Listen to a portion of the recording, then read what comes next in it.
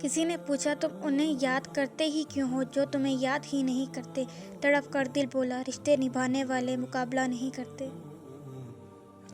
جب دل ٹوٹتا ہے تو ہر کوئی کہتا ہے کوئی بات نہیں، تمہیں اس سے بھی کوئی اچھا ملے گا، پر کوئی یہ نہیں سمجھتا کہ ضرورت اچھے کی نہیں ہوتی، اس کی ہوتی ہے جس سے محبت ہو۔ دھوپ کا تو بس نام ہی بدنام ہے، جلتے تو لوگ ایک دوسرے سے ہیں۔ سن لیے ہم نے فیصلہ تیرا اور سن کر اداس ہو بیٹھے ہیں چپ چاپ، آنکھ خالی ہے جیسے ہم کائنات کھو بیٹھے ہیں۔ مختصر یہ کہ اچھے لگتے ہو، طویل یہ کہ تمہاری چاہت کی داستان لمبی ہے۔ چھوٹے ذہنوں میں ہمیشہ خواہشیں اور بڑے ذہنوں میں ہمیشہ مقصد ہوا کرتے ہیں۔ خوبصورت زندگی کا راز دعا کی جائے، دعا دی جائے اور دعا لی جائے۔ ضروری نہیں کہ ہر لکھا جانے والا لفظ پڑھنے والے کے معیار کے مطابق ہو۔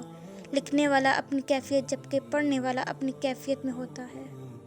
وقت، موسم اور لوگ سب کی ایک سی فطرت ہوتی ہے، کب کون کہاں بدل جائے پتہ ہی نہیں چلتا۔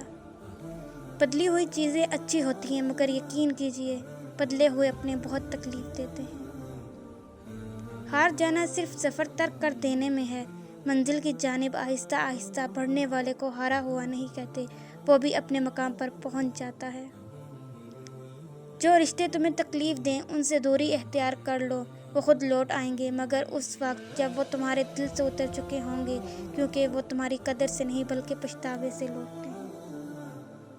لوگوں کو اپنی اچھائیاں بتا بتا کر ان کے ساتھ رہنے کی بھیک مت مانگے، اپنی کچھ برائیاں بتا کر دیکھے کون کون ساتھ چلتا ہے، سب معلوم ہو جائے گا۔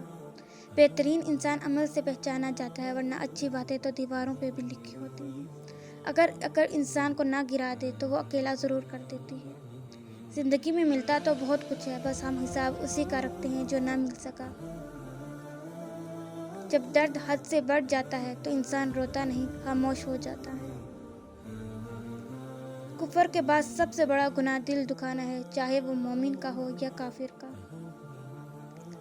سب سے خطرناک ناراضگی وہ ہوتی ہے جس میں آپ کبھی اس شخص پر جتاتے نہیں کہ آپ ناراض ہیں۔ پرانے لوگ سمجھدار تھے، تعلقات سنبھالتے تھے، پھر لوگ پریکٹیکل ہو گئے، تعلقات سے فائدہ اٹھانے لگے۔ اب لوگ پروفیشنل ہیں، فائدہ ہو تو تعلق رکھتے ہیں۔ زخم کھانا بڑی بات نہیں، زخم کھا کر مسکرانا بڑی بات ہے۔ کچھ لوگوں کو ہماری ضرورت نہیں ہوتی، وہ صرف یہ دیکھتے ہیں کہ ہم ان کے لیے کس حد تک مفید ثابت ہوتے ہیں۔ لوگ اچھا پڑھنے اور اچھا لکھنے والے کو قابل انسان سمجھتے ہیں، جبکہ حقیقت میں قابل وہ ہے جو اچھا سوچے اور اچھا بولے۔